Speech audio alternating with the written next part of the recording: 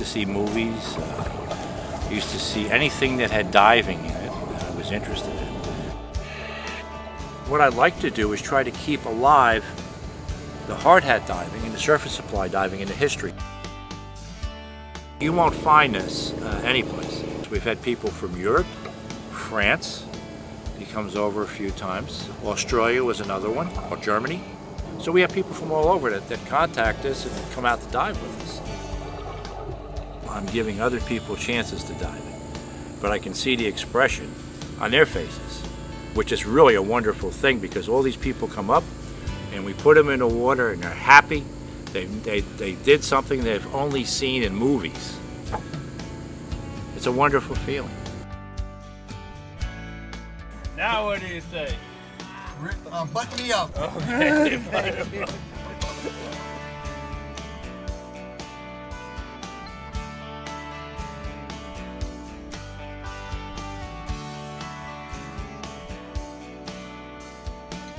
So we started collecting gear, all of us.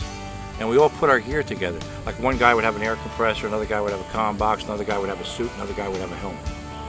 And then we started going to all kinds of crazy places and diving. Over the course of a weekend, I would say we have 25 to 30 people we put in the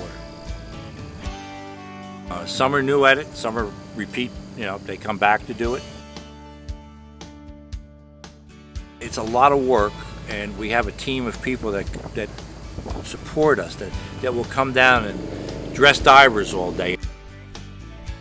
Are you going to need these? Probably. If you look in some of the books in history of diving, you'll see all different types and configurations of helmets that were made. They had helmets that were made just with one port in the center. They've had them made with a port right on top and then in front. They've had them made, especially made, for all different types of diving. When you talk to divers, they'll tell you this is called getting dressed in.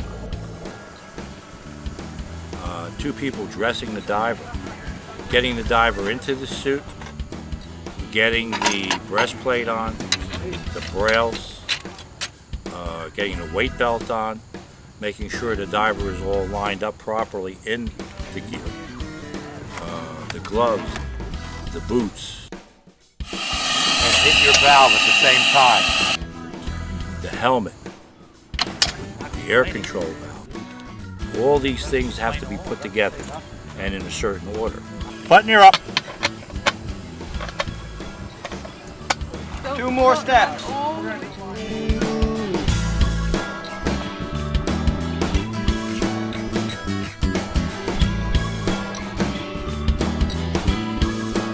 The weight we're carrying is roughly 150 to 185 pounds on heavy gear.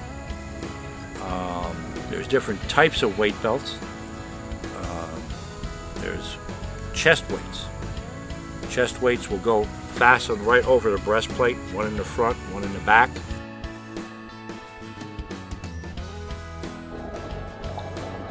Most of the gear has air control valves. There are some gear out there that does not have air control valves.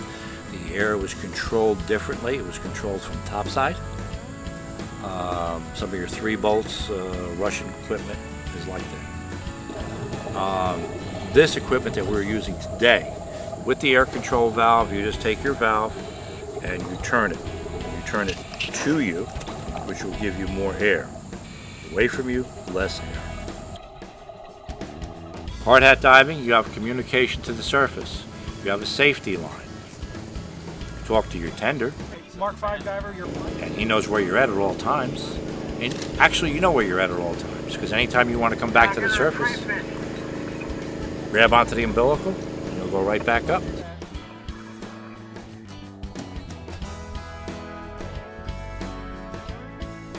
This is all volunteer. Nobody gets paid for anything. The only thing we do ask for, if there's anybody out there that has old dive equipment, hard hat gear, any kind of gear, we would be happy to take it and take it as a donation, because we need gear. It's like an addiction. It's a passion. It's something that I do.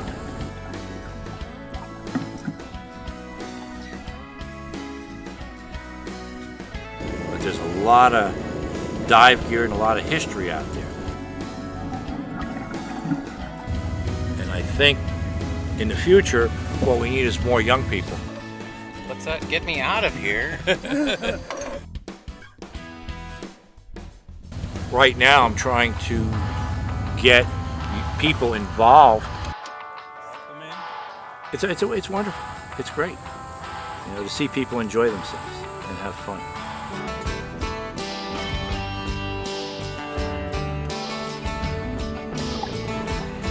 I get a lot of people that come up with the biggest smile on their face, and their eyes are wide open.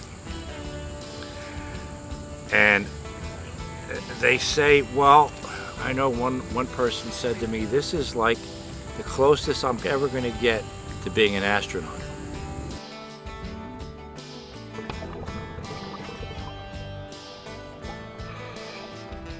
I believe you're giving him a kiss and tell him goodbye. Oh,